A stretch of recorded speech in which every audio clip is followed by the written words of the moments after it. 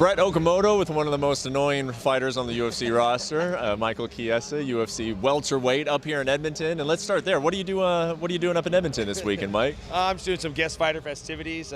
We did a CFL game when I first got here. Went to Boston's Pizza yesterday for a signing. Now I'm here at the fights. It's good to be here. Good to be in your presence, Brett. You're one of my favorites. Always good. Always good. Yeah, I feel like you're one of those guys who go to quite a few of the events. Is that something you enjoy doing? Are you always asking the UFC, like, hey, put my hand out. I want to be at these fights? Oh yeah, absolutely. Ever since I got in the UFC, I like traveling, like going to meet the fans and stuff. This is like something I enjoy. You know, I grew up very cultured. We traveled a lot growing up, so it's like, it's a good opportunity to jump on. I don't feel like enough fighters do it. I don't feel like enough guys throw their name in the hat to go do these kinds of things. So I'm like first to jump on it. So yeah, I'm all about it. Well, last time we saw you, obviously, was in Vegas, get a big win over Diego Sanchez. Did you feel like, I mean, Diego's a big name, obviously. Maybe not at the prime of his career, but still a guy who's going to go out there, give you a tough fight. Everybody knows who he is. Do you feel like you got the response and the attention that you had hoped for after that fight? Yeah, absolutely. And even if not, you know, it was the third fight on my deal, and you know, it went into welterweight. Got 2 wins in a row. Now we're looking to renegotiate a new contract. You know, I won't accept anything less than a ranked opponent. I left the lightweight rankings. I think I was ranked like 10 or 11 when I left. So, you know, I won't accept anything less. I think I've proven that I'm a legit welterweight. So I'm looking to renegotiate a new contract, hopefully get a fight by December. So that's kind of the timeline we're shooting for. Maybe get that Neil Magny fight. So we'll see what happens. But I just feel like I'm in a really good place, man. I mean, even if Diego's past his prime, the guy still got 2 wins in a row. He beat Mickey Gall, somebody that everybody kind of had on a high pedestal, so I kind of stole his steam. So, you know, we'll see what happens. What is that process like for you, Mike? Because I do feel like, you know, all jokes aside, the UFC likes to put you in situations where you have fun fights. You're very media friendly. Yeah. How do you figure out what your value is at this point in your career?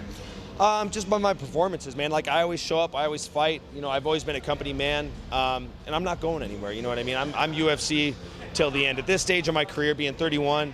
Even if I lost every fight from here on out going forward, like when my time ends here, my time is done in the sport. So it's everybody knows I'm very invested into the UFC, and you know, they give me good fights, but they're fun fights. They're good for the fans. They're good matchups, and you know, whether it's a fun fight or not, I just want to fight ranked guys. You know, I'm here to be a champion. That's it. You know what I mean? So I won't accept anything less at this point. Sean, give me a ranked opponent finally. Let's go. Sean, give him Neil Magny, right? Yeah, I mean, you're talking about Neil Magny, and that to me seems like, is there anything beyond just the ranking that attracts you to Neil Magny, or is it just that number next to his name? It's just the number next to his name, and it's just something that, you know, when I was first kind of bringing his name up before, it was just looking at the stature of the welterweight division.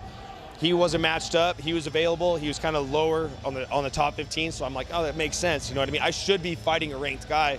I look at the guys like Rafael dos Anjos. When he went up in weight, he got ranked guys. Like every guy that's moved around in weight class has been ranked. They've automatically been matched up with ranked guys. So when I got to fight Condit, that's a former champ. He wasn't ranked, but I'll take it. You know, he's a former champ. So after that, I'm like, cool, I'm getting a ranked guy for sure. You know, it didn't work out. Diego had 2 wins. I'll take it. But you know, I think Magny's the fight that makes sense. If you look at the landscape of the division, everybody's kind of booked. Some guys are injured. He's got his sanctioning going on with USADA. And I believe that he's a clean fighter. I don't think that he was cheating. I'm not going to sit here and slander his name or anything like that. Yep. So I think that once he gets his name cleared, gets his sanctioning done, I think it's a fight that makes sense, and I think we can get it done by the end of the year. Well, let's say that happens. Let's say you get Neil Magny by the end of the year. What do you think of the division right now? It seems like it's in a flux. It seems like anybody who says the right thing on Twitter or maybe gets the spectacular knockout, George, obviously the big KO over Ben Askren, but how do you sort of see this shaking out over the next 12 months, and where do you see yourself fitting in all of it? I think I'm not going to do a lot of talking. That hasn't worked out for me in the past. That's just not who I am. I tried the whole trash talking thing. Some guys drew it out of me, obviously, and other guys I kind of forced myself to do it because I thought that's the thing to do to get the fights I want, to kind of get the attention I think I need. I'm just not that guy, man. I'm meant to just go out and speak with my performances, go out and fight. I'm a blue-collar guy. I'm very humble. I'm very grounded, but I can fight. So that's just what I'm going to do. In the next 12 months, I'm going to rack up some wins and get myself in the top 5 by the end of the next year, and going for that title shot. Who's there? By the time you get to the top, who do you think is holding the belt? By the time I could see Usman still holding the belt. Yeah. You know, with his style and with the fights he's got coming up, I think things favor him very well. And obviously, I'm ready to lock horn with any guy that's a wrestler or a grappler.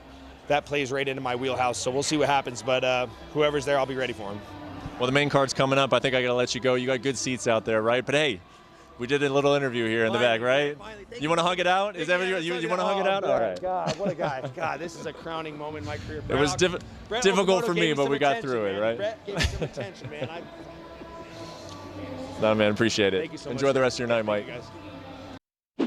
Thanks for watching ESPN on YouTube. For more sports and analysis, download the ESPN app. And for live streaming and special content, subscribe to ESPN+.